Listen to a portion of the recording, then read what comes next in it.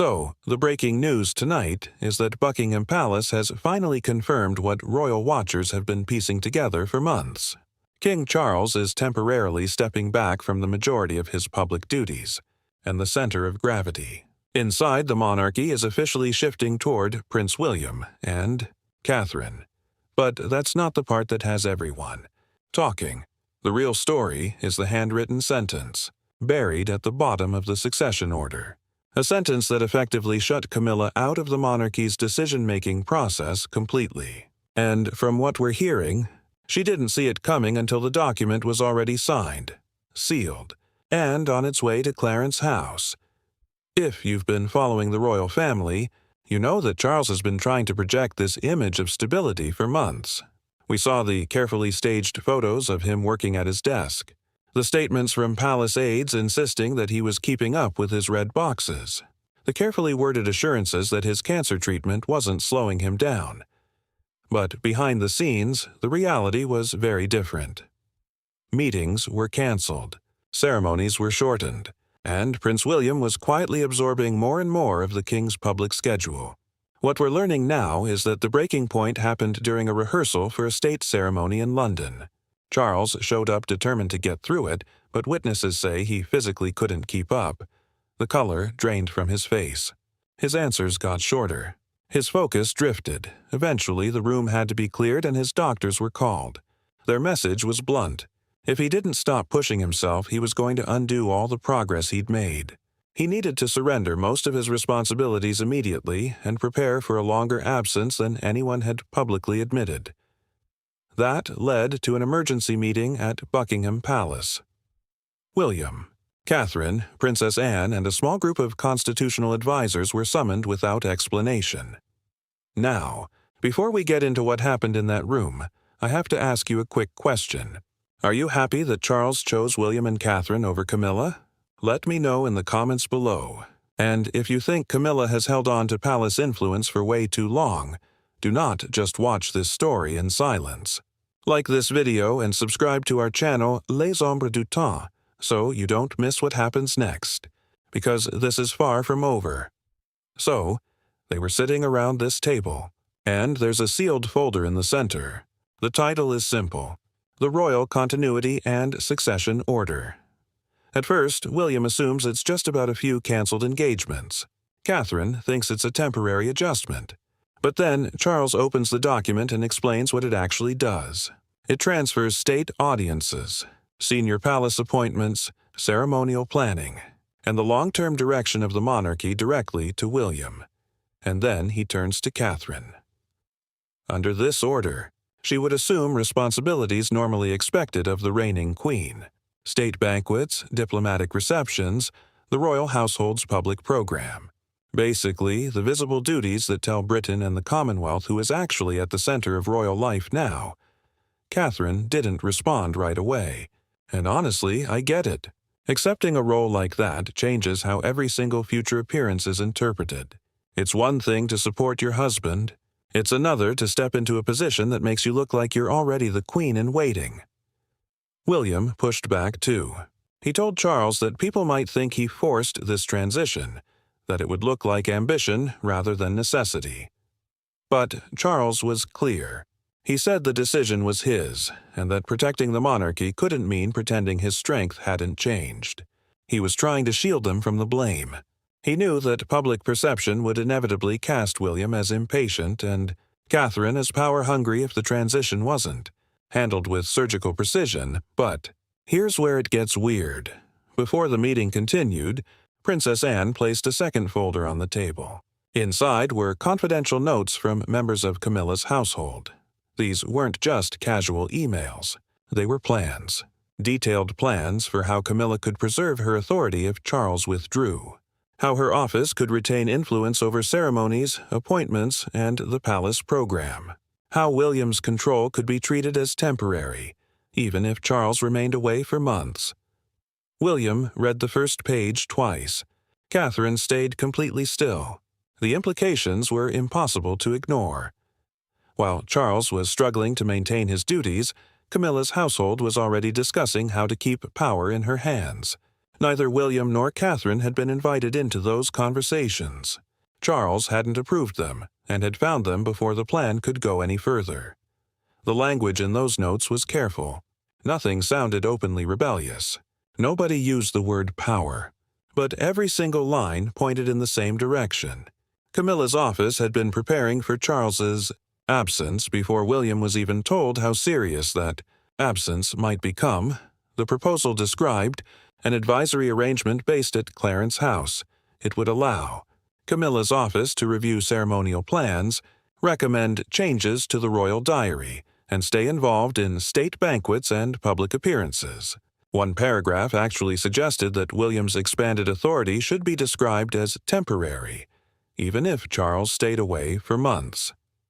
That sentence changed the entire room. William asked who wrote it. He turned to another page and pointed to a list of names. Senior members of Camilla's office, private secretaries, household advisors. Charles read the names in silence. He hadn't approved the meeting. He hadn't requested the proposal. And he definitely hadn't been told that his wife's household was already discussing how to preserve influence after he stepped back. Catherine's attention moved to the margins of the document. There were handwritten comments next to the proposals. One recommended that major ceremonial decisions should require consultation with the Queen's office.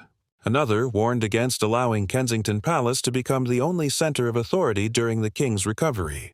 The message underneath all that polite wording was unmistakable. William could carry the burden, but Camilla intended to keep a hand on the controls. Anne explained that the papers had reached her after a senior aide became uneasy. The concern was framed as continuity, stability, experience. Palace language can make almost anything sound harmless. But Charles closed the folder and asked the question everyone was thinking. Did Camilla know about this? Anne said the discussions had taken place through her household, but the documents didn't show how much she had personally approved. William looked toward the door, ready to confront her right there. Charles stopped him. He said this couldn't become a corridor confrontation. Not with staff moving through the palace and reporters watching every change in the royal schedule. Camilla would be summoned privately and given a chance to explain. The meeting broke for 20 minutes. William walked into an adjoining room overlooking the gardens. His anger hadn't gone away. It had settled into something colder. Catherine followed him and reminded him that the papers were dangerous because they looked reasonable. A public accusation would allow Camilla's office to deny everything and paint William as impatient for the crown. He understood. That made it worse. When Camilla finally entered the room, Charles was seated at the head of the table and kept the folder closed. William stood near the fireplace. Catherine sat directly opposite the chair prepared for Camilla. Nobody raised their voice. The silence did enough. Charles asked her directly whether her household had discussed an advisory council operating from Clarence House after his withdrawal. Camilla paused. She said responsible staff had considered several possibilities. She described it as preparation, not ambition. She argued that a monarchy facing uncertainty couldn't afford to discard experience. She had stood beside Charles through years of public pressure. She understood the diplomatic calendar, the ceremonial machinery, the personalities inside the royal household. Removing her office from every important decision wouldn't create stability. It would create disruption. And then she made her request. The order should be amended. She proposed a formal position allowing her to retain influence over state banquets, ceremonial appointments, charitable patronages, and the public program. William would manage constitutional business. Catherine could represent the crown beside him. But Camilla's household would remain involved whenever tradition, protocol, or the king's interests were concerned. It sounded like compromise. It wasn't. Catherine asked one question. Who would make the final decision when William and Camilla disagreed? Camilla answered that Charles's wishes should guide them. But that was the problem. Charles's absence was the entire reason this arrangement existed. Yet Camilla's proposal still depended on him settling disputes from private rooms while he recovered. The burden would come back through calls, competing instructions, and appeals for intervention. Anne opened the folder and slid one page toward Charles. It described William's authority as reversible. That word ended the discussion. Charles told Camilla that no amendment would be made that created court or weakened the heir's authority. Camilla's expression changed. She turned to William and asked if this was what he wanted. William answered that he hadn't written the order. Charles had. Camilla left without accepting the decision. The door closed softly behind her, but nobody mistook calm for surrender. Charles then asked the constitutional advisor the question everyone had been avoiding. Could Camilla's household challenge the order after it was signed? The advisor looked at the final page and said there was one way to make sure they never could. He explained that a transfer of duties could be challenged through interpretation. A household might claim consultation rights. An aide might delay an appointment. A disputed instruction could be returned for clarification.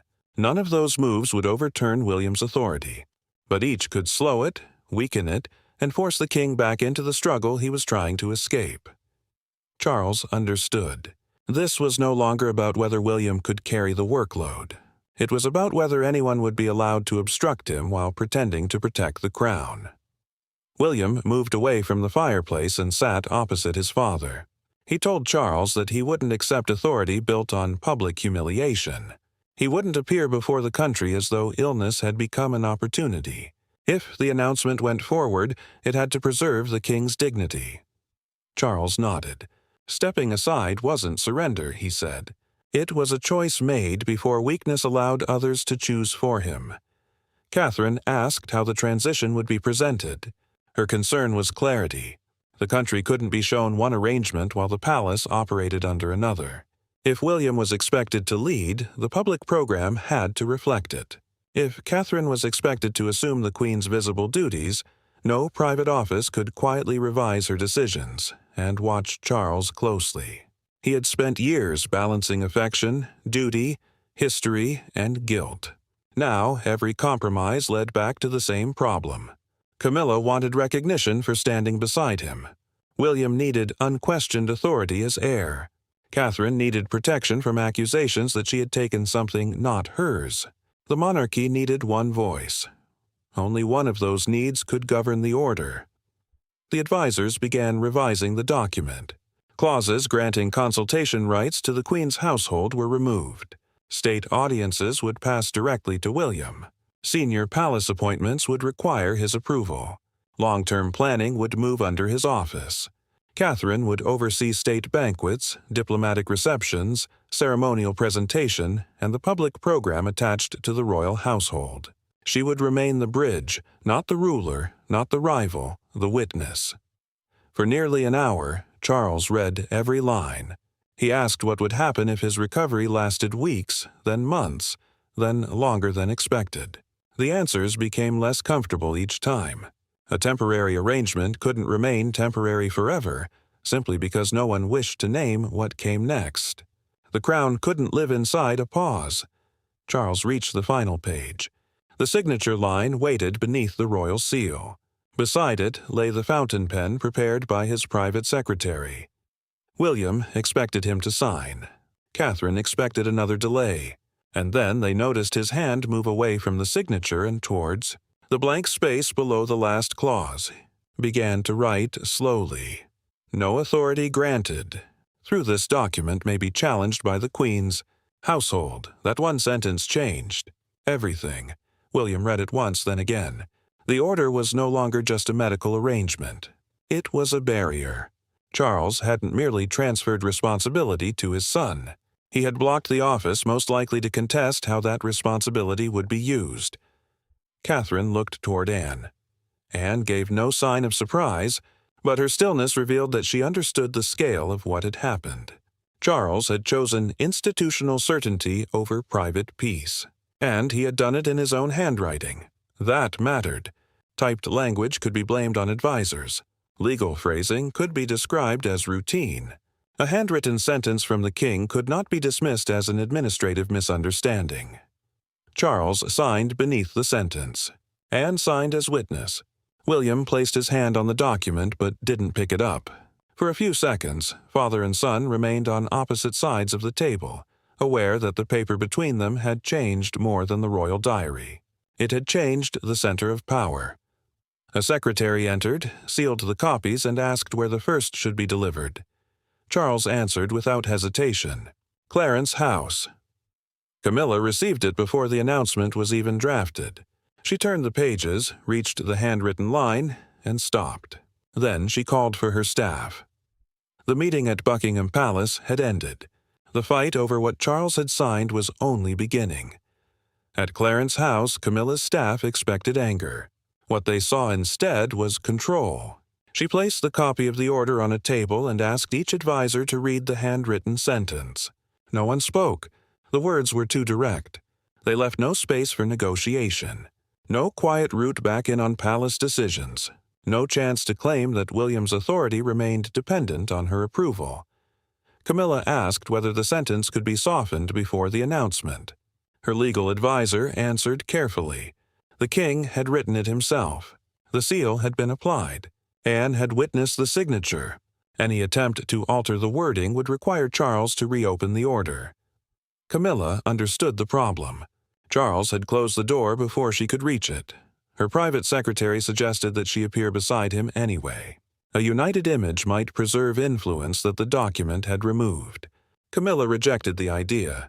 Standing beneath palace cameras while William and Catherine were presented as the new center of the monarchy would look like consent. Worse, it would make her a witness to her own exclusion. She would not give them that picture. Across London, Buckingham Palace moved with unusual speed. Communications officers drafted the statement. Ceremonial staff measured positions in the throne room. Security teams revised arrival plans. Government representatives in Westminster received restricted notice that the king would address the country regarding the future conduct of royal duties. The language was chosen with care. Charles was not abdicating.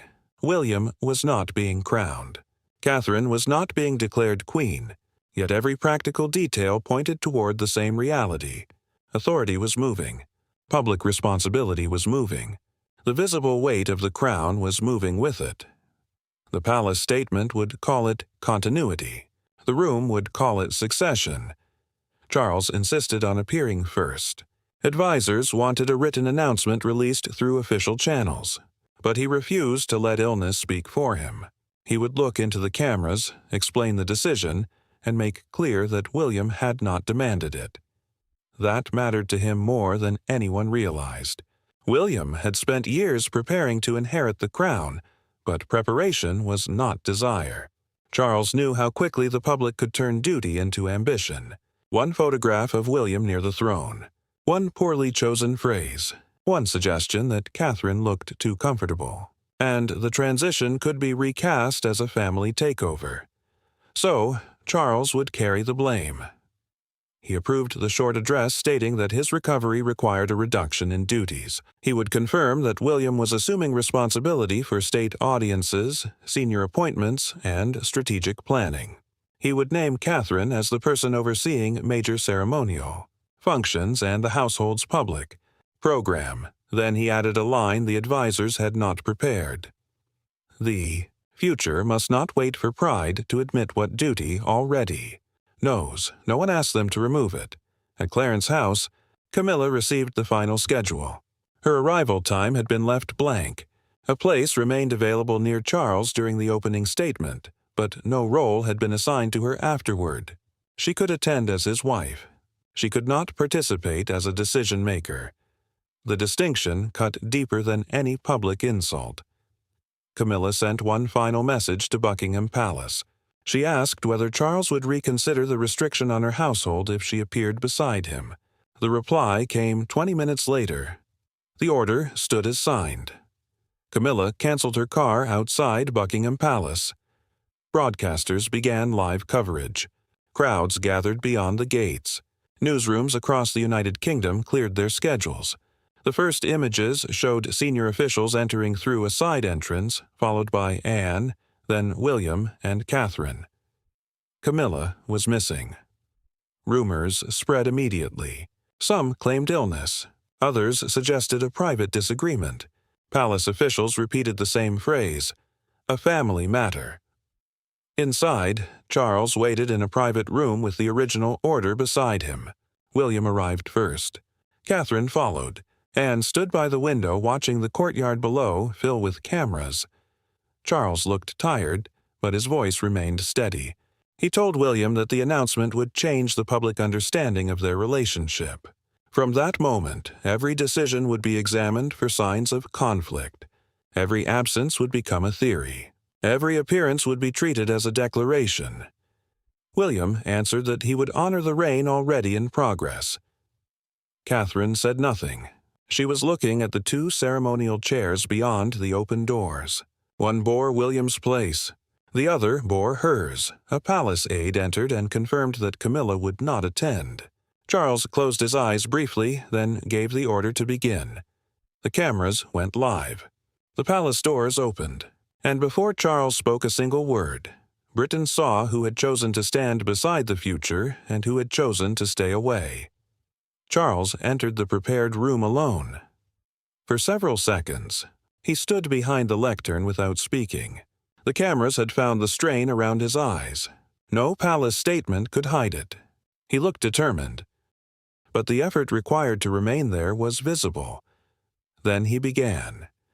He told the country that duty sometimes demanded a person recognize the difference between endurance and service. Continuing at any cost, he said, would not protect the monarchy. It would expose it to uncertainty. His recovery required distance from the daily weight of the crown, and the institution required leadership that could act without hesitation. He named William. The words were measured, but their meaning traveled through London, Westminster, and newsrooms following the address. William would assume responsibility for state audiences, senior palace appointments, and the long-range direction of the royal household. The arrangement would begin immediately. Then Charles named Catherine. She would oversee state banquets, diplomatic receptions, ceremonial presentation, and the public program attached to the crown. Her role would not be decorative. She would stand beside William whenever the monarchy needed to show the country who now carried its public burden. The room remained silent. Charles did not mention Camilla. That omission struck harder than any criticism could have done. He thanked those who had supported him during his treatment. He spoke of continuity, family, and the future. But the woman who had stood beside him through his reign was absent from both the room and the transfer of authority. At Clarence House, Camilla watched the address with two staff members. She did not speak when William's name was announced. She did not move when Catherine's new responsibilities were listed. Only when Charles finished without naming any continuing role for her did she reach for the copy of the order again. The handwritten sentence waited near the royal seal. Nothing had changed. Back at Buckingham Palace, Charles stepped away from the lectern. William entered through the side doors. He did not smile. He approached his father, bowed his head, and promised to honor the reign Charles had begun. The moment was carefully controlled. The emotion was not. Charles placed one hand on William's arm and released it quickly as though holding on longer might reveal too much. Catherine joined them a few steps later. She wore no crown, no tiara, and no symbol suggesting celebration. Her expression carried the weight of the decision more than any speech. Anne watched from the edge of the room. She had seen constitutional moments presented as pageantry before. This was different. There were no cheers inside the palace, no music, no sense of victory. Only a family trying to turn a private collapse in confidence into a public image of order. Then Charles left. Cameras remained. William and Catherine turned toward the throne room, where the two ceremonial chairs had been positioned beneath the royal insignia. They began walking together slowly enough for every broadcaster to capture the image across the United Kingdom. The symbolism was immediate.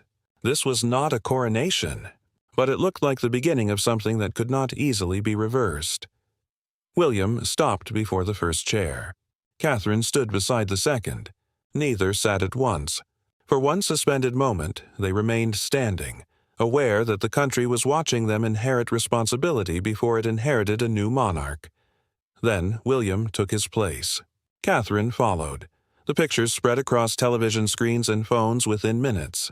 Commentators debated whether the palace had crossed an invisible constitutional line. Supporters described it as necessary stability.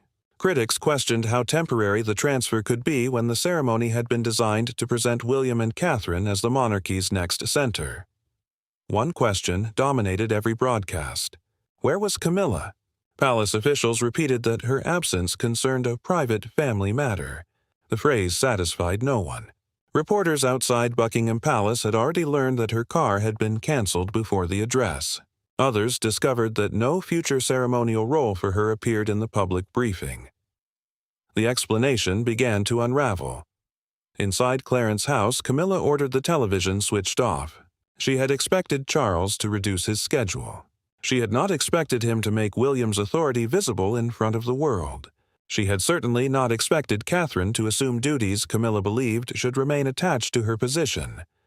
Her title had not been removed. Her influence had. After the cameras left, a private secretary handed William the signed order rather than the public copy. He examined the final page and noticed something he had missed during the meeting.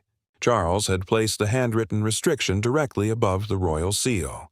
Anyone attempting to challenge William would have to pass that sentence before reaching the king's signature. It was not an afterthought. It was the point.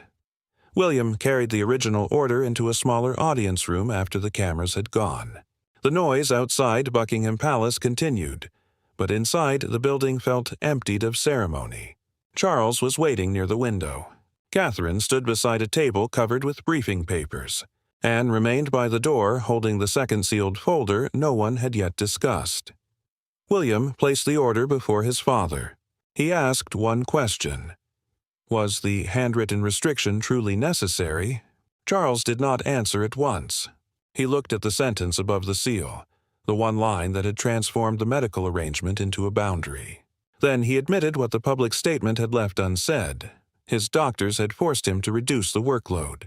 Camilla's private preparations had forced him to decide where authority ended. Without that sentence, every decision could have become a negotiation. An appointment made by William could have been questioned at Clarence House. A state banquet planned by Catherine could have been revised through private messages. A ceremonial invitation could have been delayed until Charles intervened. The king would have stepped away in public while continuing to settle disputes in private.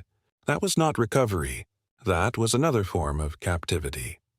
Charles told William that he had spent too many years believing personal loyalty could be balanced against institutional clarity. This time there could be no blurred line, no rival office, no second court operating through friendship, access, or habit. William listened without interrupting. The anger he had carried earlier began to change. His father had not written the restriction to embarrass Camilla. He had written it because he knew how quickly uncertainty could become control. Catherine understood the cost more quietly. Charles had protected their authority, but in doing so he had exposed the fracture inside his own household. The public would see a careful transition. The family would remember the argument behind it. Anne finally moved from the door. She said the sentence would be studied for years because it revealed the moment Charles stopped trying to satisfy everyone. As king, he had chosen one line of command. As a husband, he had accepted the consequence. At Clarence House, Camilla was reaching the same conclusion. Her title remained. Her staff remained. Her rooms, engagements, and private charities remained. Yet the machinery that gave those things influence had shifted away from her. Decisions would now leave William's office. Ceremonial instructions would carry Catherine's approval. Appeals to Charles would not reopen what had been settled. Camilla had not lost everything. She had lost the part that mattered most, the ability to shape what happened next. By evening, the image of William and Catherine beneath the royal insignia had traveled across Britain. Supporters called it stability. Critics called it a soft transfer. Palace officials refused both descriptions. They repeated that Charles remained king, and that the arrangement protected continuity. But symbols speak when statements refuse to. 2 chairs had been prepared. 2 names had been announced. 1 household had been excluded. Charles asked William for one final promise. The transition must not become a campaign against Camilla. No public retaliation. No deliberate humiliation. No attempt to erase her from his reign.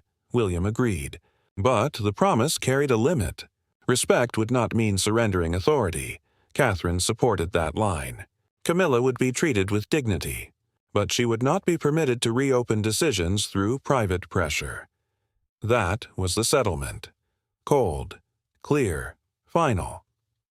Anne then placed the second sealed folder on the table.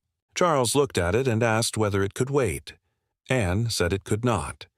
The cover carried a short title: Queen's Household Privileges and Residences After the Transition. Inside were instructions concerning staff access, ceremonial invitations, and the royal properties Camilla could continue using while Charles remained away from public life. One page concerned Clarence House, another concerned Buckingham Palace. But the final page carried a handwritten note beside Camilla's name. It identified the exact date her unrestricted palace access could end. And it had been approved before the throne room announcement began. Camilla had not seen it. William had not seen it. And when Anne opened that final page, even Charles appeared unprepared for what had already been authorized. The decision carried a deadline measured not in years, but in days.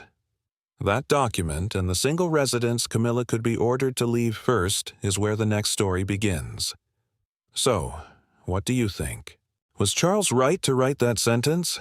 Or should he have trusted Camilla to step back gracefully? Let me know in the comments below. And if you think Camilla's influence in the palace has gone on too long, do not just watch this story in silence. Like this video and subscribe to Les Ombres du Temps so you don't miss what happens next.